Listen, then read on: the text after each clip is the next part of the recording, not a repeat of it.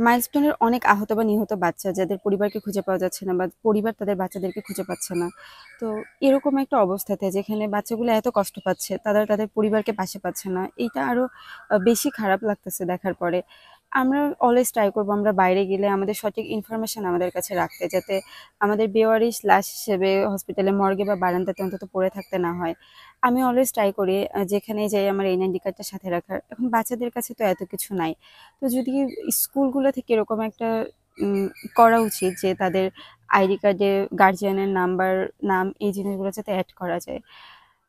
আর আমরা যেটা বড় আছি তারা ট্রাই করবো অলওয়েজ এনআইডি কার্ড সাথে রাখার। কারণ এনআইডি কার্ডের মাধ্যমে পরিবার পর্যন্ত পৌঁছানো সম্ভব, আদারওয়াইজ সম্ভব না। কারণ আমাদের এখন এটা মেনে নিতেই হবে যে আমাদের এখন বেঁচে থাকাটা স্বপ্নের মতো হয়ে গেছে। আমরা যে কোনো সময় যে কোনো জায়গায় যে কোনো অবস্থাতে মারা যেতে পারি। না আমাদের, আমরা কেউই চাই না যে আমরা বেওয়ারি হিসেবে কোথাও পড়ে থাকি, হসপিটালের মর্গে দিনের পর দিন পড়ে থাকি। মরার পরে অন্তত আমাদের পরিবার যাতে আমাদের লাশটা খুঁজে পায়। তো আমরা সবসময় ট্রাই করব যে এনআইডি কার্ড সাথে রাখবো, আমাদের পরিবারের তথ্যগুলো আমাদের সাথে নিয়ে বাইরে চলাচল করব।